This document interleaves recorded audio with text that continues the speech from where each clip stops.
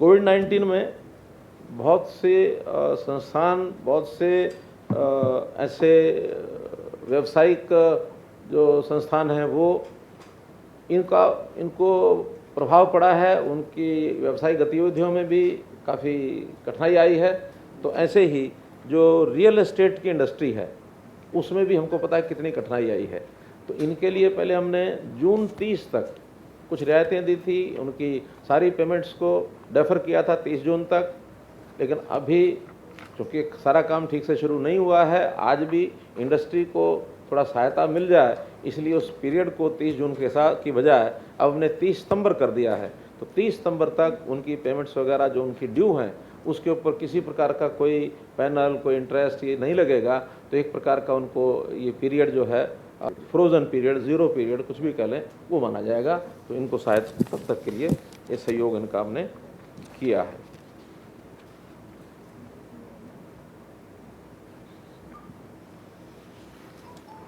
Housing policy में एक नया कंसेप्ट हम लेकर के आए हैं, इको फ्रेंडली हाउसिंग पॉलिसी, जिसमें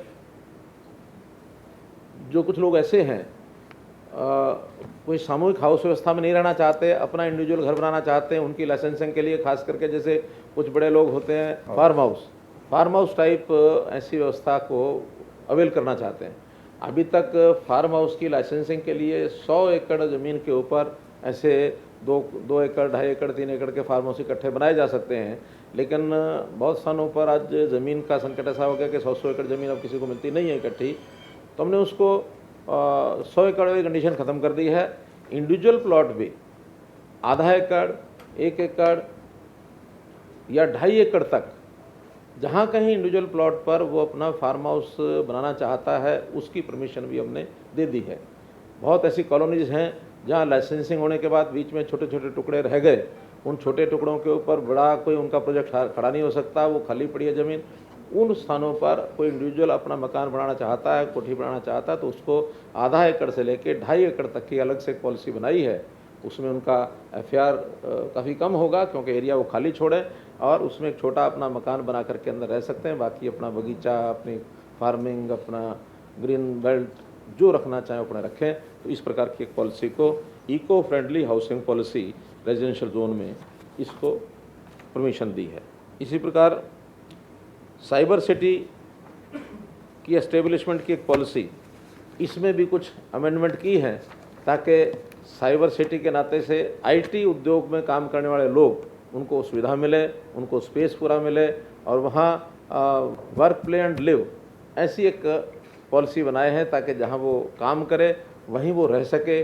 ट्रैवलिंग का झंझट जितना कम से कम हो, उस प्रकार की एक पॉलिसी बनाई गई है।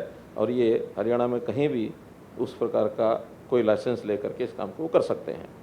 हमारा कर्मचारियों का जो वर्ग है हरियाणा का, हम जैसे जानते हैं सब क्लास A से D कुल मिला के 3 लाख से ऊपर का ये कैडर है। तो ऐसे 3 लाख लोग लगातार काम करते हैं, लगभग 30 से 35 वर्ष सब प्रदेश की सेवा करते हैं, अपना काम करते हैं, प्रदेश के एम्प्लॉई के नाते से उनका एक भूमिका होती है। ऐसे सब लोगों की समय समय पर ट्रेनिंग होती रहे, उनके रिफ्रेशर कोर्सेज ये चलते रहें।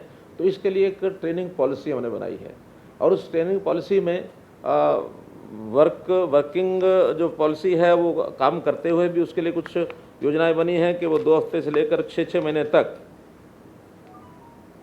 Job training, on the job training ये करेंगे।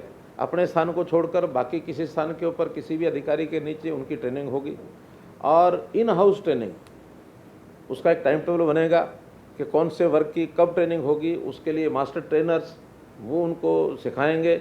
और एक एथिक्स, किस प्रकार की समाज की हम सेवा कर सकते हैं, कैसे हम अपने अनुशासन के नाते अपनी भूमिका निभा सकते हैं, शुद्ध शासन कैसे दे सकते हैं, हर 2 साल में हर कर्मचारी को एक बार उसमें ट्रेनिंग करनी होगी।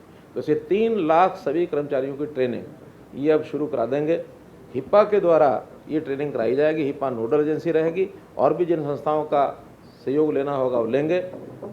मैडम सुरीना राजन जो रिटायर्ड IAS हैं, उनको इसका नोडल अधिकारी बनाया है। उनके साथ एक टीम लगेगी और वो टीम मिलकर के इन सब कर्मचारियों की ट्रेनिंग कराएगी और एक बहुत ही महत्वाकांक्षी हमारी योजना है कि अपने कर्मचारियों को, अधिकारियों को, सबको हर 2 साल में एक बार ट्रेनिंग